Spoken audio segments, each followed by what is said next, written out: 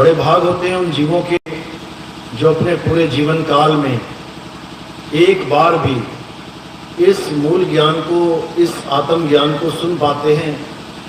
और उससे भी बड़े भाग होते हैं उन जीवों के जो इस मूल ज्ञान को थोड़ा सा भी समझ पाते हैं, क्योंकि जल्दी ये समझ में आता नहीं है। पूरी उम्र भी सुनते रहोगे तब भी समझ में नहीं आएगा, जब तक मालिक की कृपा ना हो तब तक। लेकिन अगर बंदी छोड़ की दया हो जाए, परमात्मा की कृपा हो जाए, तो ये पहली बार में ही समझ में आने लग जाता है। तो आज इसी मूल ज्ञान को अच्छे से समझेंगे ताकि हम सबका ये मनुष्य जन्म सफल हो सके। ये बार बार जन्मना मरना, बार बार लक 84 के चक्कर काटना, ये सब समाप्त हो जाए और हम सदा सदा के लिए उस परम पिता परमात्मा के चरणों में लीन हो जाए। लेकिन वो कैसे होंगे, कैसे हमें मुक्ति मिलेगी, कैसे हमें जन्म मरण से, इस बंधन से छुटकारा मिलेगा, इसको समझने के लिए आपको बहुत बड़े विवेक की जरूरत है। ये जल्दी किसी के समझ में नहीं आता है, ये उसी के समझ में आता है जो विवेकी हो जाता है। और गुरु का काम केवल और केवल विवेक देना होता है। गुरु केवल आपको विवेकी बनाएगा, वस्तु आपके पास है। गुरु कुछ लेगा देगा नहीं कि कोई सोचे मेरे गुरुजी ने मुझे कोई ऐसी अनमोल वस्तु दे दी कि अब मेरा बेड़ा पार हो जाएगा। वस्तु लेके तो तुम टहल रहे हो, वस्तु लेके तुम घूम रहे हो।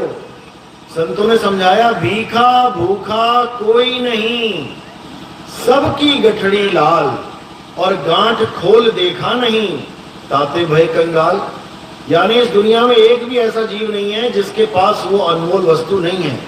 वो को कहां ढूंढे रे बंदे, मैं तो तेरे पास में। किसी एक को नहीं बोला, ये सबको बोला, सबके लिए।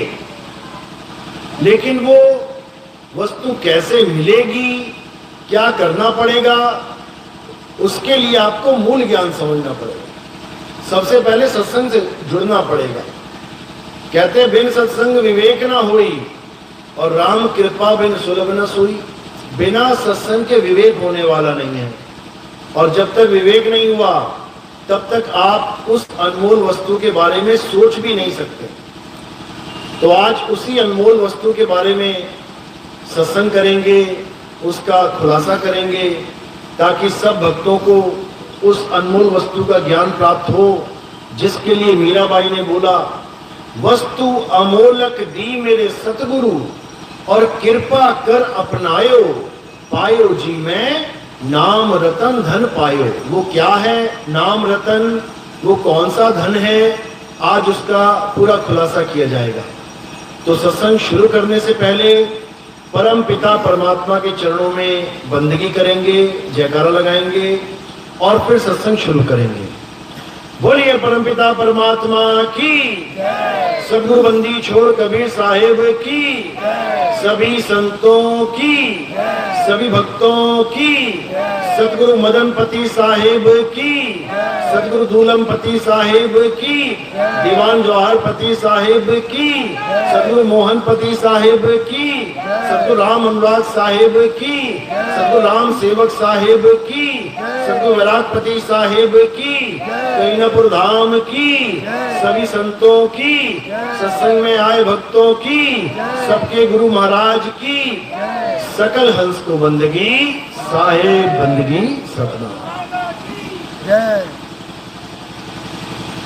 तो हमारे जीवन का मुख्य उद्देश्य क्या है, जब तक हमें यह समझ में नहीं आया तब तक हम इस जन्म को सफल भी नहीं कर पाएंगे। एक बच्चा स्कूल जाता है, उसको पता है कि मैं स्कूल क्या करने आया हूं, पढ़ने आया हूं, पढ़ के एग्जाम देने आया हूं और एग्जाम देने के बाद पास होने आया हूं। अगर ये आपके जहन में है, अगर ये आपके दिमाग में है, अगर ये चीज आपको याद है, तो याद रखिए कि आप बहुत विवेकी हैं।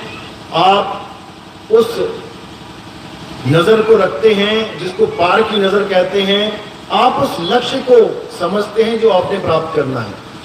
लेकिन एक बच्चा ऐसा है जो स्कूल तो एडमिशन ले लिया, लेकिन पूरा दिन खेलता कूदता रहता है, पूरा दिन शरारतें करता रहता है, पूरा दिन क्लास में बातें करता रहता है, पढ़ाई लिखाई पे कोई ध्यान नहीं है, एग्जाम का कोई डर नहीं है। अब वो पास हो जाए बहुत मुश्किल है। बच्चे फेल क्यों होते हैं? इसी कारण होते हैं, क्योंकि वो एग्जाम को भूल जाते हैं कि एक दिन एग्जाम आएगा, हमारी परीक्षा होगी, लिखना पड़ेगा, लिखने से पहले याद करना पड़ेगा। वो याद ही नहीं करता, लिखेगा क्या? इसी प्रकार जो हमारा ये जन्म है, इंसान जन्म, ये सफल क्यों नहीं हो पा रहा है? क्योंकि हमें पता ही नहीं है कि करना क्या है। अब जब नहीं पता है कि क्या करना है तो बाकी सब कुछ कर डालते हैं। बच्चे को नहीं समझ में आ रहा है कि यहाँ पढ़ना लिखना पास होना है, तो पढ़ाई लिखाई के अलावा सब कुछ कर डालता है। शैतानी कर ली, खेल कूद लिया और दुनिया भर के काम कर लिए, लेकिन पढ़ाई लिखाई के नाम पे 0 है, तो वो कभी पास नहीं हो पाएगा। इसी प्रकार अगर हम इस दुनिया में आए हैं और हमें यही नहीं पता है कि हम क्या करने आए हैं, तो क्या करके चले जाएंगे? सारी दुनिया के काम करके चले जाएंगे, सिवा एक काम के कि जन्म मरण की मुक्ति, जन्म मरण से मुक्ति कैसे मिलेगी, इसको छोड़ के सब कुछ कर लेंगे। मकान बना लेंगे, दुकान बना लेंगे, बड़े बड़े राजा महाराजा बन जाएंगे, बड़ी बड़ी जमीनें सल्तनत बना लेंगे, बड़ा बड़ा पैसा इकट्ठा कर लेंगे, बड़े बड़े परिवार बना लेंगे, सब कुछ कर लेंगे। बड़े बड़े मंदिर बना लेंगे, बड़ी बड़ी मस्जिदें, बड़े बड़े गुरुद्वारे, चर्च बना लेंगे, सब कुछ कर लेंगे। बड़े बड़े ग्रंथ लिख लेंगे, वेद पुराण लिख लेंगे, गीता भागवत लिख लेंगे, सब कुछ कर लेंगे, लेकिन एक काम नहीं कर पाएंगे। क्या? जन्म मरण से मुक्ति का भेद नहीं समझ पाएंगे। वो कैसे पता लगेगा? वो कौन बताएगा? वो केवल और केवल सतगुरु बताते हैं। ये काम केवल और केवल सतगुरु का है। सतगुरु के अलावा तुम्हें और कोई मिलता है? कोई पंडित जी मिल गया, कोई नमाजी काजी मिल गया, कोई पास्टर मिल गया, कोई सिख भाई मिल गया, ग्रंथी मिल गया, पाटी मिल गया, कोई भी मिल जाए, वो तुम्हें सारा ज्ञान पकड़ा देगा, सिवाय आत्मज्ञान की। वो तुम्हें आत्मज्ञान नहीं दे सकता, बाकी सारा ज्ञान पकड़ा देगा। मंत्र दे देगा, जंत्र दे देगा, पूजा पाठ हवन यज्ञ दे देगा, दिया जलाना सिखा देगा, मंदिर जाना सिखा देगा, नदियों में नहाना सिखा देगा, तीर्थ मूर्त व्रत पूजा उपवास पाठ सब कुछ करवा देगा, बस आत्मज्ञान नहीं दे पाएगा। अगर शक है तो किसी भी बूढ़े आदमी से पूछ लो, किसी भी बुजुर्ग माता से पूछ लो कि माता क्या तुम अपनी आत्मा को जानती हो? क्या तुमने अपनी आत्मा को अनुभव किया है? तुम्हें पता है कि आत्मा क्या होती है? देख लो। सारी उम्र पूजा पाठ करके गुजार दी माता ने, मंदिर जाके गुजार दी, मस्जिद जाके, गुरुद्वारे चर्च जाके, हवन यज्ञ करके, तीर्थ व्रत करके सब कुछ कर डाला, लेकिन बुढ़ापे तक भी नहीं समझ पाई कि आत्मा चीज है क्या। बस इसी आत्मा को जानना हमारा जीवन का लक्ष्य है, और कुछ नहीं है कि कोई सोचे मैं बहुत व्रत रखता हूं, पूजा पाठ करता हूं, मेरा जन्म सफल हो जाएगा। किसी का सफल नहीं होगा। सफल केवल तब होगा जब तुम आत्मज्ञानी हो जाओगे। कृष्ण जी समझा रहे हैं गीता में, हे अर्जुन, इस दुनिया में जितने भी जीव हैं, ये जन्म मरण में धक्के क्यों खा रहे हैं? क्योंकि ये आत्म तत्व को नहीं जान पाते, और किसको पकड़ के बैठ जाते हैं? इस नाशवान संसार को, इस नाशवान काया को, इन नाशवान योनियों को पकड़ के बैठ जाते हैं। कोई सांप की पूजा कर रहा है, कोई गाय की पूजा कर रहा है, कोई तुलसी की पूजा कर रहा है, कोई बरगद की पूजा कर रहा है, कोई पीपल की पूजा कर रहा है, कोई शरीरों की पूजा कर रहा है। मंदिरों में किसकी पूजा हो रही है? कोई पत्थरों की पूजा कर रहा है, लेकिन कोई भी आत्मा को नहीं जान पा रहा। और कृष्ण जी बार बार समझा रहे हैं, हे अर्जुन, अगर इस दुनिया में कुछ पूजनीय है, अगर इस दुनिया में कुछ सत्य है, तो वो केवल और केवल आत्मा है। हे अर्जुन, इस आत्मा का ना तो कभी जन्म होता है, ना ही इस आत्मा की कभी मृत्यु होती है। ये आत्मा अजन्मा है, नित्य है, शाश्वत है, पुरातन है। ये आत्मा ही सत्य सनातन है। इस आत्मा को कोई मारने में सक्षम नहीं है। सारी दुनिया के ऋषि मुनि, पीर पैगंबर, औलिया, सारी दुनिया के देवी देवता, भैया भवानी, यहाँ तक कि भगवान तक अगर आके ये श्राप दे दे कि आत्मा कि मृत्यु हो जाए, हो जाएगी क्या? नहीं हो सकती, क्योंकि आत्मा अमर है। ना तो ये कभी जन्मती है और ना ही इसकी कभी मृत्यु होती है। इस आत्मा को ना तो कोई शस्त्र काट सकता है, ना आत्मा को कोई अग्नि जला सकती है, ना वायु सुखा सकती है और ना ही जल भिगो सकता है। इस आत्मा का कोई कुछ नहीं बिगाड़ सकता। अब करना क्या है? इस आत्म तत्व को जानना है। कैसे जानेंगे? 24 घंटे हमारे साथ है। बिना आत्मा के कोई अपने घर से पंडाल तक नहीं आ सकता। बिना आत्मा के कोई पंडाल से घर नहीं जा सकता। बिना आत्मा के कोई खड़ा नहीं हो सकता, कोई बैठ नहीं सकता, कोई लेट नहीं सकता। बिना आत्मा के कोई खा नहीं सकता, कोई पी नहीं सकता, कोई चल नहीं सकता। लेकिन दुख की बात यह है कि सारी उम्र जिस आत्मा के सहारे सारे काम करता है, उसी आत्मा को नहीं जानता और आत्मा के द्वारा किए जाने वाले कार्य को महान मान के बैठ जाता है। ये मंदिर किसने बनाए? आत्मा के द्वारा बनाए गए हैं। जिन मिस्त्रियों ने मंदिर बनाए, जिन मजदूरों ने मंदिर बनाए, आत्मा की वजह से बना पाए। अगर आत्मा ना होती, बना लेता कोई? ये ग्रंथ किसने बनाए? वेद, पुराण, गीता, भागवत, कुरान, बाइबल, इंजील किसने बनाए? गुरु ग्रंथ साहब किसने बनाया? आत्मा ने बनाया। बिना आत्मा के कोई लिख के दिखाए जरा? बिना आत्मा के कोई एक भी अक्षर बोल के दिखाए जरा? ये सुबह से शाम जयकारे लगाते हैं, सुबह से शाम राम राम, अल्लाह अल्लाह, वाहिगुरु वाहिगुरु, गॉड गॉड, राधे राधे करते फिर रहे हैं। बिना आत्मा के करके दिखाए जरा। आत्मा की वजह से ही एक एक अक्षर गले से निकल रहा है। तो जो अक्षर गले से निकल रहा है वो बड़ा, या जिसकी वजह से निकल रहा है वो बड़ा? सूरज की वजह से किरणें धरती पे आ रही हैं, किरणें बड़ी या वो सूरज बड़ा? जब तक ये नहीं समझ में आया तब तक तुम आत्म ज्ञान की तरफ कभी मुड़ ही नहीं सकते, आत्म ज्ञान की तरफ कभी चल ही नहीं सकते। जब तक ये समझ में नहीं आया तुम कभी जान ही नहीं सकते कि तुम्हारे जीवन का लक्ष्य क्या है। तुम मंदिर में रह जाओगे, तुम मस्जिद में रह जाओगे, तुम गुरुद्वारे चर्च में रह जाओगे भक्ति करते, तुम पूजा पाठ में रह जाओगे, तुम मंत्रों के जाप में रह जाओगे, तुम हर एक नाशवान चीज के चक्कर में पड़े रह जाओगे, लेकिन तुम कभी अविनाशी को नहीं जान पाओगे। और अविनाशी क्या है? हे अर्जुन, ये आत्मा ही अविनाशी है। अब इस आत्मा को पाना कैसे है? यह सबसे बड़ा भेद है। गीता में आत्मा के बारे में कूट कूट के समझा रखा है, बहुत बढ़िया ज्ञान दे रखा है, लेकिन आत्मा को पाए कैसे यह भी बता रखा है। लेकिन पढ़ने वाले भी नहीं समझ पाते कि आखिर लिखा क्या है। तो क्या लिखा है गीता में? हे अर्जुन, इस दुनिया में दो प्रकार के तत्व हैं, एक सत्य और एक असत्य। असत्य क्या है? जो बनता और बिगड़ जाता है, जो पल पल बदलता है, जो जन्मता और मर जाता है, वो असत्य है। तो असत्य क्या है? ये काया ही असत्य है, ये नाशवान शरीर असत्य है। इसका कभी जन्म और मरण हमेशा होता है, लेकिन ये बदलता रहता है। आज ये शक्ल है, कल को मिट्टी में मिलकर दूसरी शक्ल बन जाएगी, फिर मिट्टी में मिलकर तीसरी शक्ल बन जाएगी। तो ये पांच तत्व भी कहने को मर रहे हैं, लेकिन मरते नहीं, बदल जाते हैं। ये जो पल पल बदलता है वो माया है। क्योंकि कई लोग कहते हैं तत्व कभी खत्म नहीं होता। मिट्टी मिट्टी में मिल गई तो खत्म कहां हुई? पानी पानी में मिल गया तो खत्म कहां हुआ? हवा हवा में मिल गई तो खत्म कहां हुई? बात बिल्कुल सही है, खत्म तो नहीं हुई। खत्म तो तब बोले जब मिट्टी मिट्टी रहे ही ना, लेकिन मिट्टी मिट्टी में मिल रही है और मिट्टी सामने पड़ी भी है। अब कोई कहे ये खत्म नहीं होती तो ये सत्य है? नहीं, ये बदल रही है। ये जो बदल रही है वो भी असत्य है। भले नहीं मरती लेकिन बदलती है। इसलिए गीता में हर उस तत्व को असत्य बोला गया है जो बनता बिगड़ता है और जो जन्मता मरता है, जो पल पल बदलता है, सदा एक रस नहीं रहता। अब सत्य क्या है? हे अर्जुन, ये आत्मा ही सत्य है।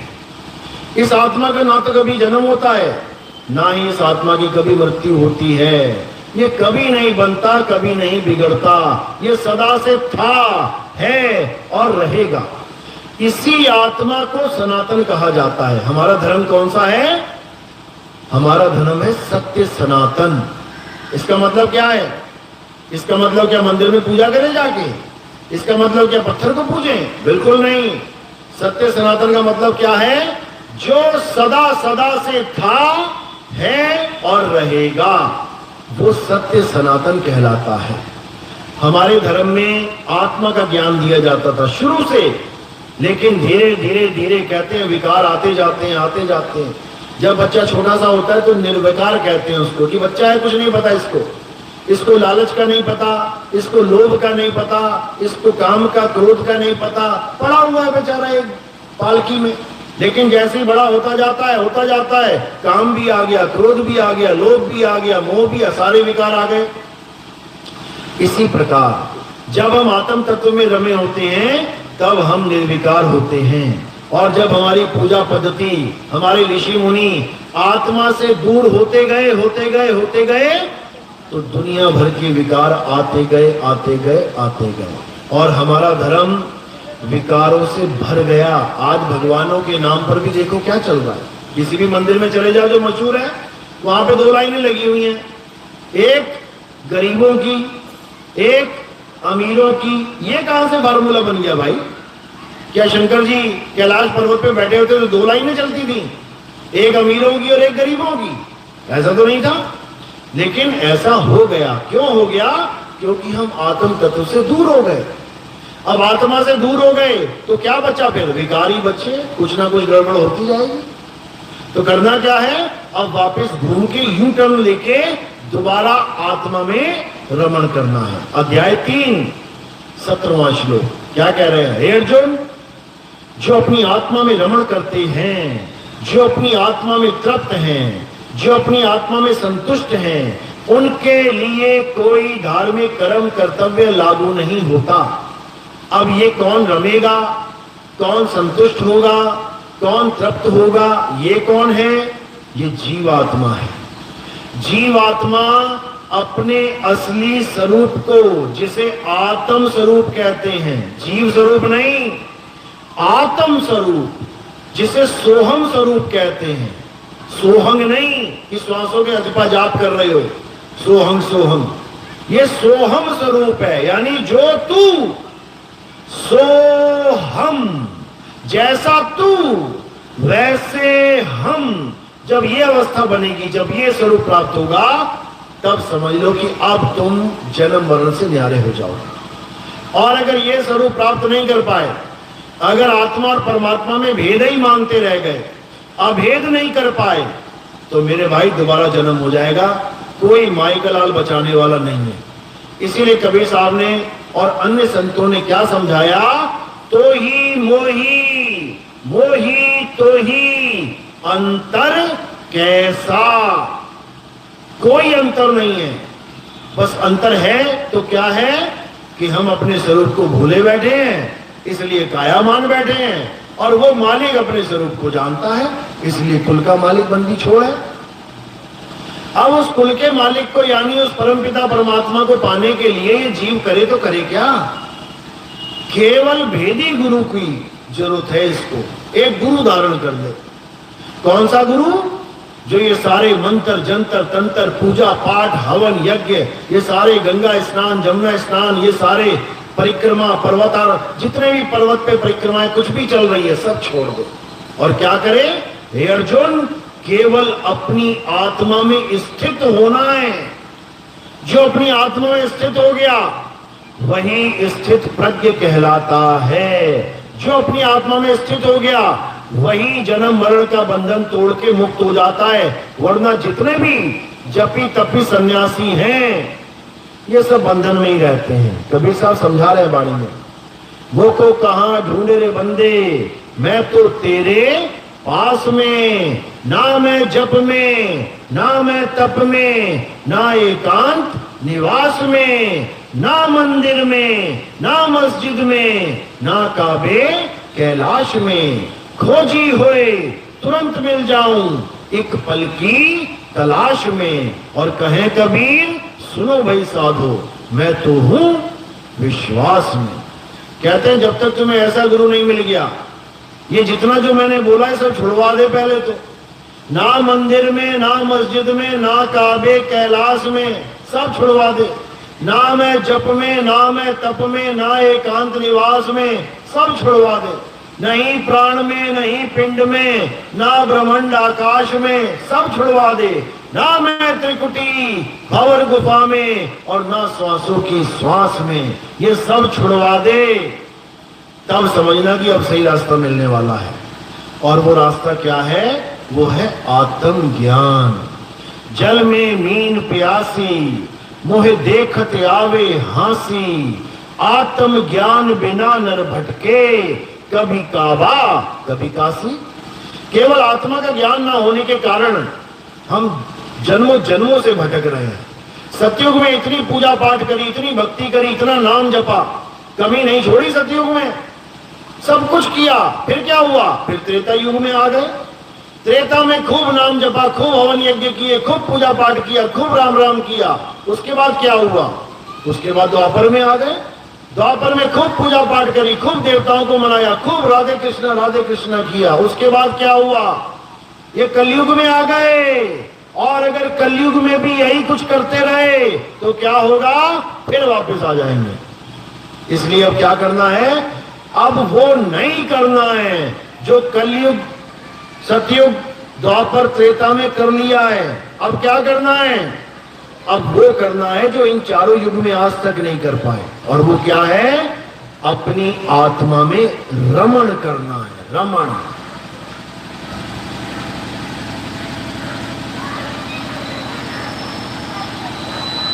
तो कैसे करेंगे रमण? जब हमारे जीवन में आत्म ज्ञानी गुरु आएगा, वो तुम्हें बताएगा कि आत्मा में रमण कैसे करते हैं। वो तुम्हें समझाएगा कि आत्मा आखिर है कहां। वो तुम्हें बताएगा कि तंत्रों मंत्रों जंत्रों से परे आत्म ज्ञान होता क्या है। और उसके बाद तुम्हें कहीं जाने की जरूरत नहीं है।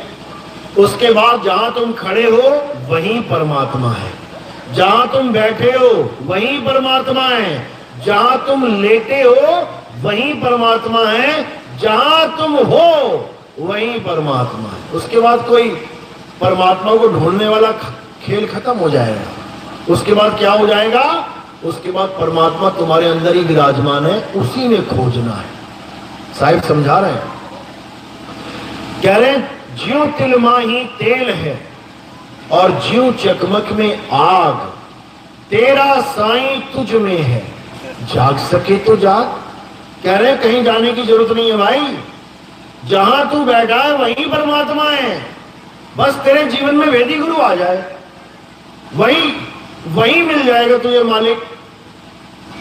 कैसे मिलेगा? जैसे तिल के दाने में तेल मिल जाता है। अब तिल का दाना यहां पड़ा है और तेल ढूंढने जा रहे हो तुम अयोध्या, तेल ढूंढने जा रहे हो तुम काबा, तेल ढूंढने जा रहे हो मक्का मदीना, नहीं मिलेगा। अगर तिल यहां है तो तेल भी यही है और तेल तिल के अंदर ही है। इसी प्रकार चकमक पत्थर जहां है वहीं आग है, पार नहीं है, कहीं दूर नहीं है। जहां चकमक पत्थर है वहीं आग है, जहां तिल है वहीं तेल है, और जहां आत्मा है वहीं परमात्मा है। तो आत्मा कहां है तुम्हारी? अयोध्या में है या काशी में, मथुरा में है? अरे जहां तुम हो वहीं तुम्हारी आत्मा है, लेकिन तुम्हें उसका भेद नहीं पता। मीराबाई को भी नहीं पता था, इसीलिए पत्थर की मूर्ति लेके घूमती थी गली गली में, नाचे मीरा गली गली। कृष्ण जी की मूर्ति लेके गली गली घूमती थी। फिर क्या हुआ? एक दिन गुरुजी मिल गए। कौन से गुरुजी? रविदास जी महाराज। उन्होंने देखा लगन तो अच्छी लगी हुई है बिटिया में, बहुत प्रेम है इसको भगवान से, बहुत अच्छी बात है, लेकिन मार्ग गलत पकड़ लिया है। जिस मार्ग को इसने पकड़ लिया है ये मुक्ति का मार्ग नहीं है। हाँ, भक्ति का मार्ग है, भगत कहलाओगे, जैसे मीरा कृष्ण भगत कहलाती थी। भक्ति का मार्ग तो पत्थर पूजना भी है। अलग अलग भक्तियां, अलग अलग मार्ग है, लेकिन मुक्ति का मार्ग नहीं है ये। और जब तक भक्ति से मुक्ति ना हो तब तक वो भक्ति सदभक्ति है ही नहीं। भक्ति तो माता पिता की भी भक्ति है, माता पिता को दिन रात पूजो, वो भी भक्ति है। गुरुओं को दिन रात पूजो, वो भी भक्ति है। अरे पत्थर को दिन रात पूजो, वो भी भक्ति है। लेकिन मुक्ति नहीं है उससे। कह रहे माता पिता मिल जाएंगे 184 माही, गुरु भजन और सतगुरु भक्ति फिर मिलेगी नहीं। ये भजन बंदगी तो मिलने वाली नहीं है। ये कैसे मिलेगी? जब आपके जीवन में गुरु आ जाएगा। तो गुरु क्या करेगा? जो मीराबाई को बताया। रविदास जी महाराज ने क्या बोला कि मीरा, जिस भगवान को तू पकड़ के घूम रही है, जैसे ही तेरे प्राण पखेरु उड़ेंगे, जैसे ही तेरा शरीर छूटेगा, ये मूर्ति भी तेरे हाथों से छूट जाएगी, भगवान तुझसे जुदा हो जाएंगे। ऐसा भगवान पकड़, ऐसा भगवान खोज जो तुझे पकड़ ले, और अगर उसने तुझे पकड़ लिया तो फिर ना छूटेगी, फिर तू अलग नहीं हो पाएगी। मीरा की समझ में आ गई बात। फिर क्या किया उसने? राजपूत होकर, क्षत्रिय जात थी उसकी, राजपूत ठाकुर, उस जमाने में ठाकुर होकर, और वो भी कोई आम औरत नहीं कि कोई आम औरत है, रानी थी वो। उसने ठाकुर यानी ऊंची जात का होकर भी, रविदास जी महाराज यानी उस जमाने में कहते थे शूद्र हैं, नीच जात वाले, उसको गुरु धारण किया। सोचो, जात पात के बंधन को तोड़ दिया किसने? रानी ने। इसीलिए जहर पिलाया गया था उसको। इसलिए नहीं पिलाया गया था कि वो कृष्ण जी की भगत थी। कृष्ण जी के तो भगत सारे ही थे, पूरा राजस्थान कृष्ण जी का भगत है, तो क्या जहर पिला रहे एक दूसरे को? जहर इसलिए पिलाया गया क्योंकि उसने उसको गुरु धारण कर लिया जो सबकी नजरों में नीच जात का था। तो बड़ी बेइज्जती हुई। फिर क्या? फिर मीरा को मारने के लिए जहर पिला देगा, फिर भी ना मरी वो, ऐसी मालिक की मौत थी। तो कौन सी वस्तु, किस वस्तु का ज्ञान मीराबाई को रविदास जी ने दिया, वो भी समझ लो। कह रही है, पायो जी में नाम रतन धन पायो, वस्तु अमोलक दी मेरे सतगुरु, कृपा कर अपनायो, पायो जी में नाम रतन धन पायो। मुझे मेरे सतगुरु ने कौन सी अनमोलक वस्तु दे दी? आत्मा का ज्ञान। इस दुनिया में कोई भी चीज अनमोलक नहीं है, हर चीज का कोई ना कोई मोल है। केवल एक ऐसी चीज है जिसका कोई मोल ही नहीं है, और वो क्या है? आत्मा। इसका कोई मोल नहीं है। कोई नहीं कह सकता कि मैं आत्मा खरीद के लेके आ रहा हूं, मतलब ही नहीं है। शरीर खरीद सकता है, आंख पैर हाथ बाल खाल किडनी फेफड़े खरीद सकता है, सारे संसार में दिखने वाली हर वस्तु खरीद सकता है, लेकिन आत्मा को नहीं खरीद सकता। तो ये अनमोलक वस्तु क्या है? ये आत्मा है। और ये आत्मा केवल मीराबाई के पास नहीं, ये आपके पास भी है। सबके पास आत्मा है ना। अपनी अपनी आत्मा लेके आयो साथ में, घर रहेगी किसी की, सब लेके आयो। हिल रहे हो, डुल रहे हो, खा रहे हो, पी रहे हो, बोल रहे हो, हंस रहे हो, क्योंकि आत्मा साथ है। लेकिन आत्मा साथ है तो मिल क्यों नहीं रही? आत्मा साथ है तो अनुभव क्यों नहीं हो रहा? अभी बर्फ की एक छोटी सी सिल्ली पकड़ा दो, अभी देखो अनुभव होने लग जाएगा। अभी आग का थोड़ा सा अंगारा हाथ में पकड़ा दो, अभी अनुभव होने लग जाएगा। अभी ठंडी गर्म चीज का अनुभव होने लग जाएगा। लेकिन आत्मा 24 घंटे साथ है, अनुभव नहीं हो रहा, पता ही नहीं लग रहा है क्या? क्यों नहीं पता लग रहा? क्योंकि सारा ध्यान काया में है, सारा ध्यान शरीर में लग चुका है। और जब तक शरीर में लगा रहेगा ध्यान, तब तक किसी को आत्मा का ज्ञान होने वाला नहीं है। तो क्या करना है? शरीर से ध्यान हटा के अपनी आत्मा में ध्यान धरना है। और कैसे धरेंगे? जब तुम्हें वेदी गुरु समझाएगा कि ये ध्यान आत्मा में धरा कैसे जाता है। उसके बाद तुम्हें कोई पूजा पाठ करने की जरूरत नहीं है, उसके बाद तुम्हें कोई दिया अगरबत्ती करने की जरूरत नहीं है, उसके बाद तुम्हें सारी उम्र कोई मंदिर मस्जिद गुरुद्वारे चर्च जाने की जरूरत नहीं है। क्यों? क्योंकि जिसको पाने के लिए तुम मंदिर जा रहे थे, जिसको पाने के लिए तुम चर्च जा रहे थे, जिसको पाने के लिए तुम मस्जिद गुरुद्वारे जा रहे थे, वो तुम्हें घर बैठे मिल जाएगा। मार्केट में हम क्यों जाते हैं सामान लेने? जब हमारे घर में सामान खत्म हो जाता है, चाय बना रहे हो, अब चीनी खत्म है तो क्या करोगे? जाओगे मार्केट, भागे भागे लेके आओगे। और चीनी का डब्बा घर में भरा पड़ा है तो कौन जाएगा मार्केट? कोई नहीं जाएगा, वो तो पड़ा ही है माल। इसी प्रकार जब हमें हमारे पास ही वो आत्म तत्व मिल जाता है तो हमें कहीं जाने की जरूरत ही नहीं पड़ती, वो घट में ही विराजमान हो जाता है। इसीलिए कबीर साहब ने समझाया, सब घट मेरा साइया, सुनी सेज न कोई, और बलिहारी व घट की, जिस घट परगट होए। परमात्मा कैसे मिलता है? कोई कहता है सतलोक जाएंगे परमात्मा को पाने, कोई कहता है अलख लोक जाएंगे परमात्मा को पाने, कोई कहता है अगम लोक जाएंगे, कोई कहता अनामी लोक जाएंगे। और हिंदू भाइयों में कहते हैं हम स्वर्ग जाएंगे, गोलोक जाएंगे, शिवलोक जाएंगे, ब्रह्मलोक जाएंगे, भूलोक जाएंगे।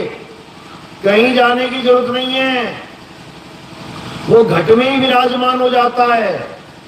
वो कैसे मिलेगा? वो प्रगट होता है, प्रगट होता है वो बलिहारी व घट की, जिस घट प्रगट होए। तुम्हें जाने की जरूरत नहीं है, वो तुम्हारे घट में ही प्रगट है प्रगट पर दीखत नाही, सतगुरु सैन सहारा हो, आवे न जावे जन्मे नहीं मरे, सो निज पीव हमारा हो। यानी वो सब घटों में बैठा भी हुआ है, लेकिन सबसे न्यारा भी है, वो किसी को मिलने वाला भी नहीं है। ऐसे जैसे तुम्हारे घर में खजाना दबा है, दादाजी ने दबाया, किसी को नहीं बताया, तो पिताजी भी उस घर में रह के चले गए 100 साल, और तुम भी रह के चले जाओगे 100 साल, तुम्हारे बच्चे भी रह के चले जाएंगे 100 साल। खजाना गड़े का गड़ा रह गया, और ऊपर से पूरा परिवार निकल गया, पूरा खानदान निकल गया, वंश के वंश निकल गए, गरीबी में, भुखमरी में, और नीचे खजाना दबे का दबा रह गया। इसी प्रकार परमात्मा हमारे घट में विराजमान है, और जन्मों जन्मों से है, युगों युगों से है। ऐसा नहीं कि आज मैं बता रहा हूं इसलिए है, वो सदा सदा से था, है और रहेगा। लेकिन बिल्कुल उसी खजाने की तरह हमारे किसी काम नहीं आ पाया जिसका भेद हमें पता ही नहीं है। जब हमें खजाने का भेद ही नहीं पता है तो हम कैसे अमीर होंगे? इसीलिए कबीर साहब ने जपी तपी सन्यासी से ज्यादा भेदी गुरु की महिमा गाई है। जो कबीर साहब कहते हैं ना कि गुरु बड़े गोविंद से मन में देख विचार, ये कौन से गुरु की बात चल रही है? ये भेदी गुरु की बात चल रही है। वो समझा रहे हैं कि परमात्मा साथ रहा है सदा तुम्हारे, तब भी तुम्हें मुक्त नहीं किया उसने। लेकिन अगर तुम्हारे जीवन में भेदी गुरु आ जाए, वही परमात्मा तुम्हें इसी जन्म में मुक्त कर देगा। याद रखना, ये दया है मालिक की, क्योंकि वो चाहता है कि तुम गुरुमुख हो, ज्ञान को प्राप्त करो और निकलो यहां से। तो कैसे मिलेगा वो मालिक? जब हम अपने घट में खोजना शुरू करेंगे। मुंह को कहां ढूंढे रे बंदे, मैं तो तेरे पास में, खोजी होए तुरंत मिल जाऊं, एक पल की तलाश में, एक पल में। कई कहते ना, मैं इतने सालों से मालिक को ढूंढ रहा हूं, मिल नहीं रहा। अरे भेदी गुरु के पास जा, एक पल में तुझे भेद बताएंगे उसके ठिकाने का, एक पल में। उससे क्या होगा? उससे तुम्हारी दौड़ शांत हो जाएगी। अब तुम्हें पता है ना मैंने इधर जाना है, ना मैंने इधर जाना है, ना इधर जाना है, ना इधर जाना है, मैंने कहां जाना है ये तुम्हें पता लग जाएगा। बस अब तुमने उस तरफ चलना शुरू करना है जिस तरफ गुरु ने तुम्हें मार्ग बता दिया। इसीलिए गुरु को मार्गदर्शक कहते हैं। क्या कहते हैं गुरु को? मार्गदर्शक, यानी रास्ता दिखाने वाला। कौन सा रास्ता दिखाने वाला? यहां तो सब नाम जपवाने वाले बैठे हैं, यहां सब नाम जपवाने वाले बैठे हैं। किसी को जाओ तुम पूछो गुरुजी से, गुरुजी मुझे कृष्ण जी चाहिए। अच्छा कृष्ण जी चाहिए तो जप बेटा, हरे कृष्णा हरे कृष्णा हरे कृष्णा। कोई गया, गुरुजी मुझे राधा राधा चाहिए, कहते जप बेटा राधा राधा। कोई कहता गुरुजी मुझे तो राम जी चाहिए, तो जप बेटा राम राम राम। ये कोई लॉजिक हुआ? ये तो वो बात हो गई, तुमने किसी से पूछा गुरुजी मैं दिल्ली जाना चाहता हूं, बेटा बैठ यहां पे, दिल्ली दिल्ली जप। दिल्ली दिल्ली दिल्ली।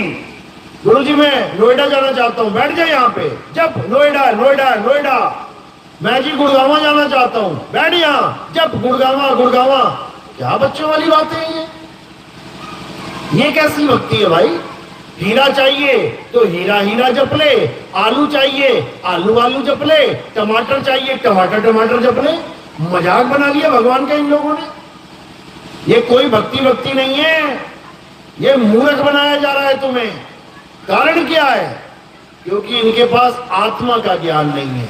अरे कृष्ण जी कृष्ण कृष्ण जप के नहीं मिलेंगे, कृष्ण जी आत्मा की साधना से मिलेंगे। राम जी राम राम जप के नहीं मिलेंगे। राम को पाना है तो आत्म तत्व को जानो, वही आत्म राम है, समझो। तो ये आत्म ज्ञान की बात है भाई, ये भेद की बात है। कबीर साहब उस भेदी गुरु की महिमा गाते हैं जो हमें आत्म तत्व का भेद बता दे और क्या छुड़वा दे। ये राम राम राधे राधे अल्लाह अल्लाह वाहिगुरु वाहिगुरु ये छुड़वा दे और आत्म तत्व का भेद समझा दे। इसीलिए बोला है सोई गुरु पूरा कहावे, जो दो अक्षर का भेद बतावे। एक छुड़ावे एक लखावे, तब प्राणी निज घर को जावे। यानी ये जितने भी नाम जपने वाले ये जपी हैं, ये तपस्या करने वाले तपी हैं, इन सब से तुम्हारा खेड़ा छुड़वा देवे, इन सब से तुम्हें दूर कर देवे और किसके करीब ले आए? उस आत्म तत्व के, उस परम तत्व के करीब ले आए, जिसकी महिमा गीता गाती है, जिसकी महिमा सब संत गाते हैं। गुरु ग्रंथ साहब में क्या वाणी दर्ज है? कहते आत्म में राम राम में आत्म, चीनस गुरमुख विचारे। कि वो आत्मा में राम और राम में आत्मा बसी हुई है, बस तुम्हारा ध्यान भटका हुआ है। लगाओ जरा आत्मा में, तुम्हें राम के दर्शन ना हो जाए तो बात की बात है, लेकिन आत्मा में ध्यान कोई कर ही नहीं सकता बिना भेद को समझे। इसलिए कबीर साहब भेद की बात करते हैं। उस वस्तु को बिना भेदी गुरु के नहीं पाया जा सकता। वस्तु कहीं ढूंढे कहीं, कैसे लागे हाथ, और गुप्त वस्तु तब मिले, भेदी लीजिए साथ। ये जपी तपी सन्यासी लीजिए साथ नहीं बोला कि जपी लीजिए साथ 1008 मंत्र जपवाएगा तुम्हें। आजकल तो चल रहा है कि 8 करोड़ बार नाम जप लो तुम आत्मज्ञानी हो जाओगे। बताओ 21,000 साल पराशर ऋषि नाम जपता रहा, 21,000 साल। तुम्हारी तो उम्र भी नहीं है इतनी कि तुम इतनी बार नाम जप पाओ। 21,000 साल नाम जपने के बाद मल्लाह की लड़की के साथ उसने भोग विलास कर डाला। कहां चला गया आत्मज्ञान? कहां चला गया आत्मज्ञान? और आज कह रहे हैं कि तुम्हारी छोटी सी आयु में, ये 50-60 साल की आयु में कह रहे हैं 8 करोड़ बार नाम जप लो तुम्हें आत्मज्ञान हो जाएगा। बच्चों वाली बातें हैं, ऐसा बिल्कुल नहीं होगा। ये तो बिल्कुल वो बात हो गई, तुम 8 करोड़ बार चीनी चीनी चीनी जप लो और तुम्हारा मुंह मीठा हो जाएगा। बताओ, अरे 8 छोड़ 80 करोड़ बार जप लो, नहीं होगा। और कैसे होगा? 2 मिनट में हो जाएगा। थोड़ी सी चीनी उठा के मुंह में डाल ले बिना बोले, एक बार भी नाम ना जपना पड़ा चीनी चीनी चीनी। बस तुम्हें पता होना चाहिए वस्तु है कहां, और तुम वस्तु के नाम में तृप्त होके बैठ गए, बर्बाद हो जाएगा जन्म। तो कबीर साहब नाम की नहीं वस्तु की महिमा गाते हैं। अरे वस्तु कहीं ढूंढे कहीं, कैसे लागे हाथ, और गुप्त वस्तु तब मिले, भेदी लीजिए साथ। भेदी लीना साथ में, दीनी वस्तु रखाए, और कोटि जन्म का पंथ था पल में पहुंचा जाए।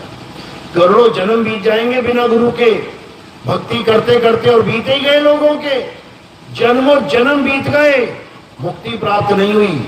मुक्ति प्राप्त करने का एकमात्र साधन है, और वो है सतगुरु की शरण में जाना। सतगुरु कौन है? सतगुरु सोई सतनाम बतावे, और बाकी गुरु कोई काम ना आवे। सतगुरु वो है जो तुम्हें सतनाम का भेद बता दे। ये ओम सोम सतनाम नहीं है। सतनाम तुम्हारा स्वरूप है। सत्य नाम कोई नाम नहीं, ये है आपन रूप।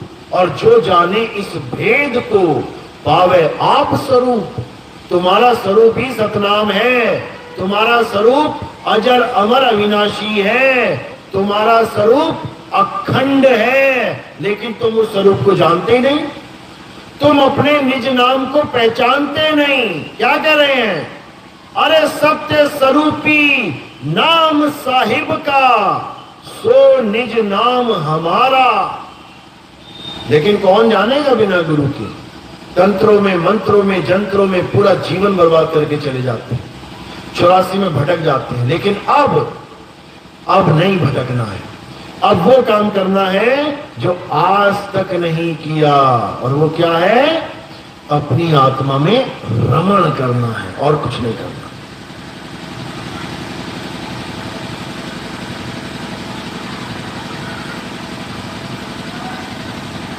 तो अब क्या है? अब आत्मा का ज्ञान ही शेष बचा है। बाकी सारा ज्ञान ले लिया दुनिया में। हिंदुओं ने हिंदुओं के ज्ञान ले लिए, मुसलमानों ने मुसलमानों का ज्ञान ले लिया, सिखों ने सिखों का ले लिया, ईसाइयों ने, हर ज्ञान लेके बैठ गया इंसान। केवल एक ज्ञान जिसके पास नहीं है, वो क्या है? आत्म ज्ञान। हिंदू को पकड़ लो, मुसलमान को पकड़ लो, सिख को पकड़ लो, ईसाई को पकड़ लो, जैन को पकड़ लो, बौद्ध को पकड़ लो, ले आओ सबको साथ में। अब उनसे पूछो कि आत्मा बता क्या है? आत्मा होती कैसी है? आत्मा का स्वरूप क्या है? फिर देखो तुम जवाब मिलते हैं जब तुम खुद ही समझ में नहीं आएगा तुम्हारे हो क्या रहा है। कोई कुछ बताएगा, पहली बात तो चुप ही हो जाएंगे सारे, क्योंकि सारे मंत्र जंत्र पकड़ के बैठ गए, आत्मा का कोई ज्ञान ही नहीं है। लेकिन अगर कोई बोला भी तो क्या बोलेगा? आत्मा प्रकाश होता है, आत्मा अंधकार होता है, आत्मा सांस होती है, आत्मा आवाज है, ये जो गले से निकल रही है, आत्मा नाभि में है, आत्मा त्रिकुटी में है, आत्मा छोटी होती है, कोई कहेगा आत्मा बहुत विशाल होती है। सब अपने अपने तुक्के लगा के शाहिद हो जाएंगे। एक भी ये नहीं बोलेगा कि आत्मा शब्द होती है। एक भी नहीं बोलेगा, एक भी नहीं समझ पाएगा कि आत्मा का स्वरूप क्या है। तो आत्मा का स्वरूप क्या है? शब्द स्वरूप। लेकिन मेरे बोलने से नहीं समझ में आएगा कि मैंने कह दिया शब्द स्वरूप और तुम समझ गए। शब्द तो बहुत सारे हैं। शब्द शब्द बहु अंतरे, सार शब्द मत लीजिए। और कहें कबीर जहां सार शब्द नहीं, दृग जीवन सुजीजे। कहते धिक्कार है उस जीवन पे जो इंसान तो बन के आ गया, लेकिन यही नहीं समझ पाया कि इंसान बनना क्यों है, कारण क्या है इंसान बनने का। इंसान बनने का एक ही कारण है मेरे भाई, अपनी आत्मा को जान लो, आत्मा को पहचान। कौन पहचानेगा? जीव। यानी जीव आत्मा परमात्मा को पहचानेगी। समझो, जब मैं आत्मा कहता हूं तो वो अचल आत्मा का संकेत होता है, और जब मैं चल आत्मा कह देता हूं कि आत्मा जा रही है आ रही है, तो वो जीव आत्मा का संकेत हो जाता है। इसको समझना है। लोग बड़े कंफ्यूज रहते हैं इसमें कि कभी आत्मा कहते हैं कभी परमात्मा कहते हैं। चक्कर क्या है? आत्मा परमात्मा एक हो जान, जीव को अलग पहचान। जीव ना तो आत्मा है ना परमात्मा है। जीव को बिल्कुल अलग समझो। जीव क्या है? ये काया में जीव विराजमान है। आत्मा परमात्मा का भेद काया से न्यारा है, समझ लो। और उसी आत्मा को कहते हैं आत्मा सो परमात्मा। तो आत्मा का मतलब होता है शुद्ध चैतन्य स्वरूप। तुम्हारा शुद्ध चैतन्य स्वरूप वही परमात्मा का स्वरूप है। वो दोनों अलग अलग नहीं है। इसीलिए वाणी समझा रही है आत्मा परमात्मा एक हो करे, दो नहीं रखेगा वो एक ही हो जाएगा वहां मामला सारा, तभी कल्याण होगा, नहीं तो नहीं होगा। चलो, मेरी बात समझ में आ रही है? किस किस के समझ में आ रही है? थोड़ी बहुत हाथ खड़ा करो जरा। बहुत अच्छी बात है। ऐसे ही धीरे धीरे धीरे धीरे ये विवेक बढ़ता जाएगा। और हमारे जो सत्संग है YouTube चैनल पे आप सुन सकते हैं। कैद कबीर सुनो भाई साधु नितिन दास लिखेंगे या फिर नितिन दास के सत्संग लिखेंगे तो आ जाएगा, या फिर और भी जो सत्संग दिखाई देंगे आपको उनमें भी सुन सकते हैं। कई चैनल हैं और धीरे धीरे धीरे सुनते जाएंगे, हर बात को समझते जाएंगे तो अपने आप इस माया नगरी से मोह उठने लग जाएगा। क्योंकि अब समय बहुत बुरा आने वाला है। अब ऐसा समय आने वाला है कि तुम्हें गली गली में हालत खराब दिखाई देगी लोगों की। अभी शुरुआत तो हो चुकी है, जवान जवान बच्चे बेचारे हार्ट अटैक से मर रहे हैं। अभी तुम्हें पता नहीं लग रहा क्योंकि मीडिया में नहीं आ रहा है, लेकिन धीरे धीरे धीरे यही खबर बचेगी लास्ट में। जैसे शुरू में कोरोना आया था तो लोगों ने कहा अरे जाने दो, आते हैं वायरस, क्या है क्या नहीं है जाने दो, मजाक में ले लिया। उसके बाद 24 घंटे एक ही न्यूज चल रही थी, 24 घंटे कोई भी चैनल खोल लो, इतने मर गए, इतने मर गए, इतने मर गए, इतने मर गए। उसके बाद तुम भूल गए थे कि जीना भी है कि नहीं। उसके बाद यही था कि बचेंगे कि नहीं, फिर ये ड्रामा चल रहा था बचेंगे कि नहीं। अब भूल गए उस मौत को, जिस मौत से डर रहे थे भूल गए। ये इंसान की प्रवृत्ति ही ऐसी है, जब मुसीबत आती है तो हाय हाय करता है और जब चली जाती है तो बाय बाय कर देता है उसको। तो इसी को साहिब समझा रहे हैं, दुख में सुमिरन सब करें, सुख में करे ना कोई, और जो सुख में सिमरन करे तो दुख काहे को होए, इसको समझना है। चलो तो अब आरती का समय है। आरती कैसे करते हैं समझ लो। हमारे यहाँ किसी भी शरीर की आरती नहीं होती है।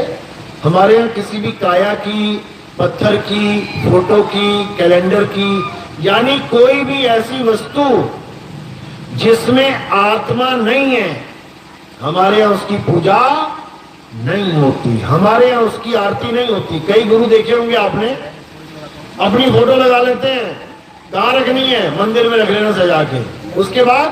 उसके बाद देसी घी का दिया जला रहे, घुमा रहे हैं। वो पत्थर की मूर्ति के आगे दिया जला रहे हैं। अब पत्थर की मूर्ति हवा से टेढ़ी हो गई, गिर गई, तुम 1000 बार कह लो गुरु जी उठ जाओ, 1000 बार कह लो भगवान जी उठ जाओ, वो ना उठते कभी। तुम्हें ही उठा के रखना पड़ रहा है बार बार। यानी भगवान जी में इतनी ताकत नहीं खुद उठ जाए, तुम उठा के रख रहे हो। कारण क्या है? क्योंकि उस पत्थर की मूर्ति में आत्मा नहीं है और तुम्हारे अंदर आत्मा है। इसीलिए तुम भगवान की मूर्ति को लेटा भी सकते हो, बैठा भी सकते हो। इसी प्रकार हमारे यहाँ केवल आत्मा की पूजा होती है। तो अभी जो आप ज्ञान सुन रहे थे, ये कौन दे रहा था? ये आत्मा ही दे रही थी। आत्मा ही ज्ञान देती है। काया तो एक माध्यम है, काया एक माध्यम है। किसकी तरह? इस माइक की तरह। इस माइक में से आवाज आ रही है, बिल्कुल आ रही है। स्पीकर में से आ रही है, बिल्कुल आ रही है। लेकिन बोलने वाला माइक और स्पीकर से परे है। इसी प्रकार आत्मा इस काया से परे है, उसकी आरती होती है। तो कैसे करेंगे? एक एक करके आएंगे। अभी आरती चलेगी, सब खड़े हो जाएंगे, एक एक करके आएंगे। फिर आगे नहीं करना, एक एक करके आना, आराम से जाना पीछे। ये फूल कहां रखने हैं? मेरे सिर के ऊपर। ये सिर के ऊपर फूल क्यों रखे? क्योंकि पैर के अंगूठे से लेके सिर की चोटी तक ये क्या है? ये नाशवान शरीर है। हमने फूल कहां चढ़ाने हैं? नाशवान शरीर से परे। तो परे यानी हमने सिर के ऊपर इन फूलों को रख देना है। तो ये आत्मा को समर्पित हो जाते हैं। तो फूलों को सिर पे रखेंगे। और कोई प्रचार प्रसार में योगदान करना चाहेगा, क्योंकि हमारे जो प्रोग्राम है वो टीवी चैनल में भी आते हैं, उसके लिए आप ही लोग योगदान करते हैं। हमने तो कब से नौकरी छोड़ रखी है भाई, आप ही की सेवा में लगे हैं। तो आप ही का जो दान होता है हम उसको टीवी में प्रचार प्रसार के लिए यूज करते हैं। जो भी प्रचार में कुछ देना चाहेगा, सेवा में कुछ देना चाहेगा, उसकी विधि क्या है? वो केवल चरणों में चढ़ाएगा, पैरों में सेवा आएगी और फूल सिर के ऊपर रखे जाएंगे। बोलिए परमपिता परमात्मा की सदा ही जय हो। आरती करते हुए किसी ने भी गुरु को शरीर नहीं मानना है, शरीर की आरती नहीं हो रही है, फिर समझ लो ये आरती आत्म देव की हो रही है। जय सतनाम, जय सतनाम। बोलिए सतगुरु नितिन साहेब की। एक साइड में, जो बात से और गेट से एक साइड में। हाँ जी, हटा लीजिए।